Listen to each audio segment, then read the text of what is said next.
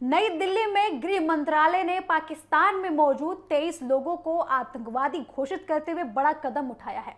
ये कार्रवाई गैर कानूनी गतिविधि रोकथाम अधिनियम यानी कि यूएपीए के तहत की गई है। सरकार की ओर से जारी आधिकारिक नोटिफिकेशन में ये कहा गया है कि ये सभी लोग जैश ए मोहम्मद, लश्कर ए तैयबा और अल-कायदा जैसे आतंकवादी संगठनों से जुड़े हैं और जम्मू कश्मीर में आतंकवादी गतिविधियों को बढ़ावा देने में पूरी तरीके से सक्रिय भूमिका निभा रहे थे। गृह मंत्रालय के मुताबिक इन आरोपियों को, इन आतंकियों को लोगों की भर्ती कराने, घुसपैठ कराने, आतंकी प्रशिक्षण देने, ड्रोन के जरिए हथियार और विस्फोट पहुंचाने तथा भारत में हमलों की साजिश रचने जैसे गंभीर आरोप इन पर लगाए गए हैं। इनमें कई नाम पहले भी सुरक्षा एजेंसियों की निगरानी में रहे हैं और लंबे समय से इनकी गतिविधियों पर नजर रखी जा रही थी। आपको बता दें कि सूची में शामिल 23 आतंकवादियों में से कुछ नाम विशेष रूप से अहम बताए जा रहे हैं। इसमें लश्कर ए तैयबा संस्थापक हाफिज सईद के करीबी सहयोगी अब्दुल रऊफ, हाफिज खालिद वलीद और राणा इफ्तिखार शामिल है। सरकार के दस्तावेजों के अनुसार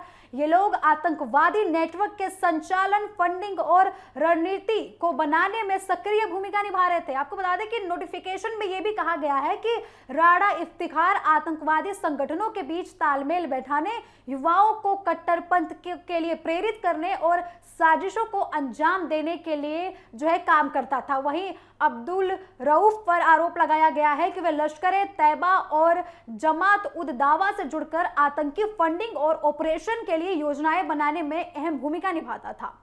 हाफिज खालिद वदील पर कई आतंकवादी घटनाओं का मास्टरमाइंड होने का आरोप लगाया गया है और वे हाफिज सईद के करीबी नेटवर्क का सबसे बड़ा और अहम हिस्सा बताया जा रहा है। आपको बता दें कि सूत्रों के अनुसार इन 23 आतंकवादियों में से कुछ 2016 में नगरोटा सेना कैंप पर हुए हमले और 2008 में सुंजवान मिलिट्री स्टेशन पर हुए हमले से भी जुड़े बताए जा रहे हैं। इसके अलावा कई लोगों पर जम्मू कश्मीर में लगातार आतंकवादी गतिविधियों को बढ़ावा देने और स्थानीय युवाओं को आतंकवादी संगठनों में भर्ती कराने के आरोप है। गृह मंत्रालय के इस कदम के बाद अब नेशनल इन्वेस्टिगेशन एजेंसी यानी कि एनआईए को इन आतंकवादियों के खिलाफ कार्रवाई करने की और भी अधिक शक्तियां मिल गई हैं। नए नियमों के तहत अब केवल आतंकवादी संगठन ही नहीं बल्कि व्यक्तिगत आतंकवादियों की संपत्ति जब्त करना, उनके फंडिंग नेटवर्क को तोड़ना और उनकी गतिविधियों पर रोक लगाना आसान होगा। 2019 में यूएपीए संशोधन के बाद सरकार को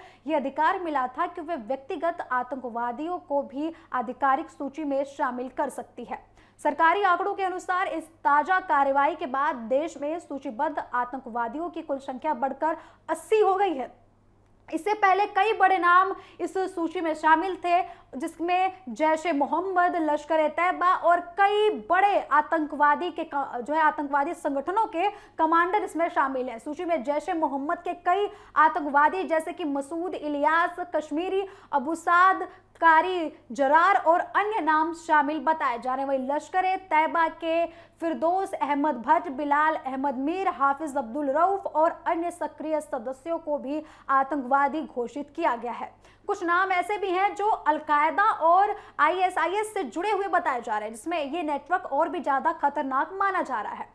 सरकारी सूत्रों का कहना है कि सरकार इन पर कार्रवाई केवल सूचीबद्ध ही कर इन पर कार्रवाई नहीं करेगी, बल्कि इसका उद्देश्य आतंकवादी नेटवर्क की कमर तोड़ना, इससे इन आतंकवादियों की संपत्ति, फंडिंग चैनल और अंतर्राष्ट्रीय संपर्कों पर सीधा असर करना है। सुरक्षा विशेषज्ञों का मानना है कि यह कदम भारत की आतंकवाद विरोधी रणनीति का हिस्सा है, जिसमें अब व्यक्तिगत स्तर पर कार्रवाई की जा रही है। पहले केवल संगठनों को प्रतिबंधित किया जाता था, लेकिन अब सीधे व्यक्तियों को जिम्मेदार ठहराया जा रहा है और उनके नेटवर्क को खत्म करने की पूरी कोशिश भी की जा रही है।